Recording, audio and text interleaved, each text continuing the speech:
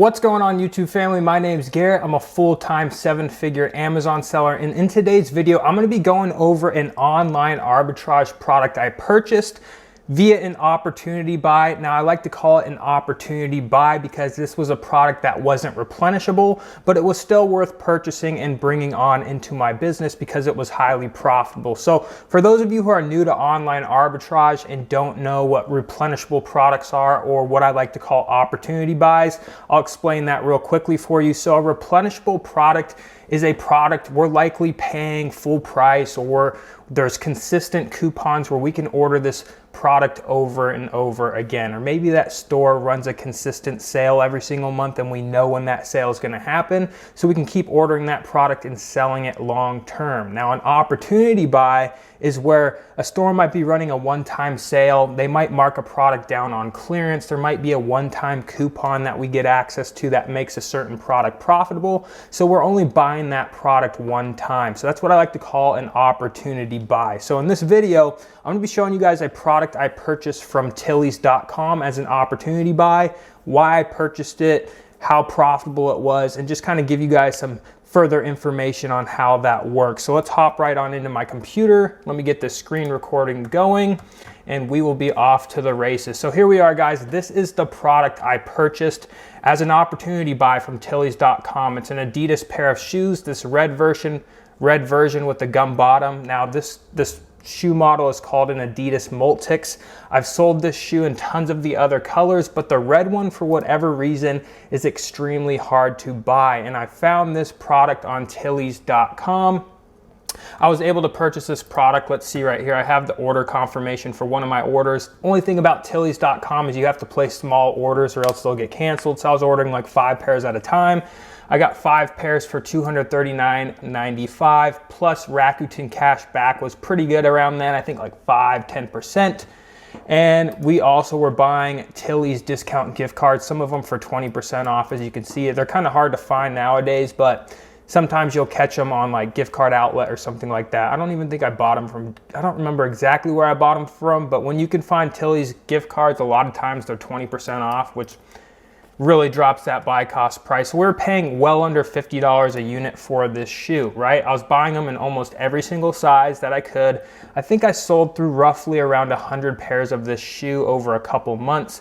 So they're not a super fast mover. As we can see, we'll go to the variations here on Keepa and see, which percentage of the overall sales the red model is actually taking up. So let's find this red model. We'll just find one of them. As you can see, they're not, let's see.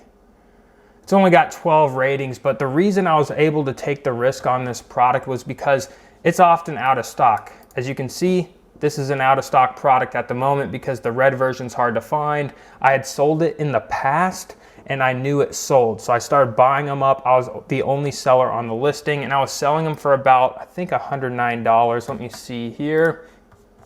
If we go back a year, I was selling them in here for about 110 bucks. So I was paying roughly 45 bucks with all my gift card discounts, even probably closer to 40 with cash back and stuff. But just to be on the safe side, 45 bucks. We were selling them for about 110 bucks, which isn't bad at all. Again, a lot of they don't sell as quickly too at that price on this listing, just because a lot of the other models are always in stock for like 59 bucks. So someone really has to want that red pair, but they definitely did sell. And the great thing about shoes is you can spread out your risk across a bunch of different sizes. You don't have to go super deep on one particular size. So we're selling them for 110, paying about 45 bucks each. I was shipping these to a prep center. So shipping costs with prep fees, let's just say $250, or it's probably more closer to $3 because shoes cost more to ship in. Let's just put $4 to be on the safe side. We're making about $38 a pair, 77% ROI, and we sold, I think it was like 105 pairs total. So we made about $4,000 profit just on this one opportunity buy, just by finding it, doing reverse sourcing. This is another great strategy, guys. If you come on a listing, and a lot of times you won't be able to find products that are out of stock on a particular listing, but when you can find those products that are out of stock and you can find it and be able to purchase it somewhere, and especially when you see that this product is very rarely in stock, those are gold mine products, right?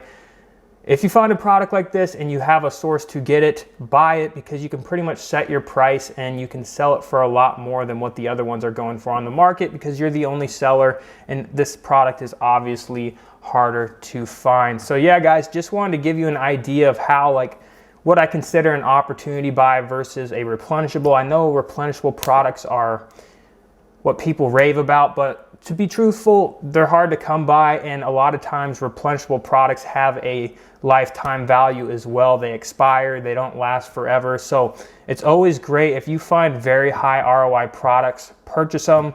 You know, there's plenty of products or stores that run sales where I'll order a couple hundred, a few hundred of a particular item as an opportunity buy, just because I know that product's gonna sell well, the sale's gonna end, so on and so forth. So don't just limit yourself to replenishable products. There's still tons of opportunity out here to be made on just one-time buys. So don't, a lot of people want to keep their catalog small. If I can make a profit on something, I'm going to buy it. But that's going to wrap it up for this one, guys. If you have any questions, leave them down in the comment section below. Also, if you're interested in learning more about selling on Amazon, I hold a free training every single Sunday. So click the link in the description, register. It's completely free, and I hope to see you there. But that's going to wrap it up for this one, guys. Be sure to subscribe, like, comment, all that jazz, and I will see you on the next video. Thanks for watching.